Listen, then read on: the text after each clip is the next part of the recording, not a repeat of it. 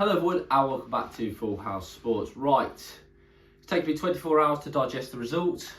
24 hours ago my team lost to the Forest, played away at St James's Park, and I say played loosely really because they might as well have not bothered turning up, to be honest. Very little to nothing to cheer about, very little in front of goal for us, and a very disappointing result. And that's not me not giving credit to Newcastle, because again I always try and give credit to the teams that beat us. Sunderland last weekend, Newcastle this weekend. You know, the better team won, there's no doubt about it. But afterwards, I couldn't help but thinking, what could have been? And I'm still thinking that, and I've been thinking that for a long time.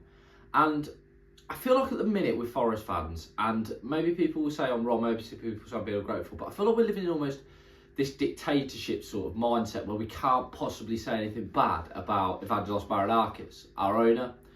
Now, what Marinakis has done for the club, he's saved us. You know, we had Fawaz Al-Hazawi before that. He was an absolute maniac.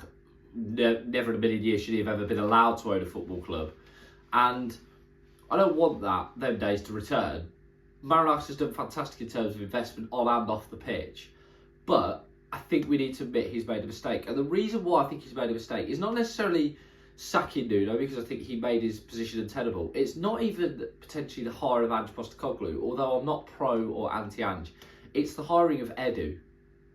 When we hired Edu, a few of my mates who are Arsenal fans said to me, "Oh, I don't know." And I thought, well, no, he'll fit in. He's got Arsenal on his CV. And I know it's hard to judge someone after one transfer window or what they're capable of, but none of the signings have improved the squad. Absolutely none. Or improved the starting 11, I should say. They've definitely improved the squad, but none have improved the starting 11. Fact. Will not have any other arguments. We lost Anthony Elanga, we've replaced him with Dan Ndoye, who I do like as a player, but definitely needs to bulk up, I think, for the Premier League, from Europe. We've signed 4 lads from Botafogo, who... Is Jesus any better than Chris Wood? I don't really know, I don't think so. Jaya Cunha looks alright. Kouabano doesn't want to be at the club. Jean-Victor is a disaster waiting to happen. Zinchenko, never a left back, not great defensively. Bakwa looked alright against Arsenal, hasn't looked great since. Hutchinson, for the money we've spent, not great. Douglas Luiz apparently hasn't played football for because he's got a rare medical condition. So who's done the due diligence on that? But then you only have to look at who Douglas Luiz's agent is, and who Edu's infamously got links with, to know that Kian Jarabchan is Hutchinson and Douglas Luiz's agent, who of course Edu loves a player from him. Just ask Arsenal fans. We have fundamentally sacked our best manager for years, Nuno, and chose the director of football over him, who has brought in no one of any decency and has also seemingly done a lot of people a lot of favours. Because he's done Arsenal favours bringing in Zinchenko, he's done his mate Jarabchan favours bringing in Hutchinson and Douglas Luiz. This Botafogo thing, I don't know what's going on there, but that's not great. I wouldn't say not legal, but it is. I don't agree with it. None have improved the squad. And I'm sorry to say it, but Mr. Marinakis, this one is on you. This is on you. You've backed Edu, who's brought in no one noteworthy.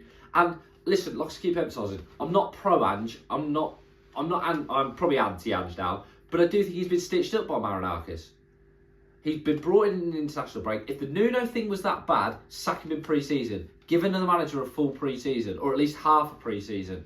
There's rumours this was going on for weeks between Edu and Nuno. Why did it take this long for a decision to be made? Explain that to me. Why did it take this long for a decision to be made? Because he's let it fester. And then Edu's come in, Ange's come in an international break, clearly with a squad of players that he doesn't know because he hasn't actually signed any of these players. He's been forced to work with them back-to-back fixtures, so he's not actually managing to implement a philosophy. Yes, we've massively looked at loss. Set pieces, for example. Crikey. You only had to watch West Ham at the weekend against Arsenal, who have been disastrous off set pieces this season. Bang, set pieces are much better. Ours are awful. Against Midtjylland, dreadful. You thought they were going to score off every one. It was that bad. But I'm sorry to say, I don't want to hound on, but I do think this one's on Mr. Marinakis. I do think backing Edu, who is, I think, a bit of a fraud, I'm going to say it, a bit of a fraud, I think he's reaped what he sowed. Because now we've got a massive squad of players who I think are very average. And good luck to any manager coming in to work with them. Hopefully the international break something to get together, but I don't have high hopes. Anyways, guys, thank you very much for watching. Please give us a like. Please subscribe if you can. I'm going to drop the Instagram as well in the bio as well. Please give us a follow on there. Appreciate everything you guys do. Thank you very much. Enjoy the rest of your day.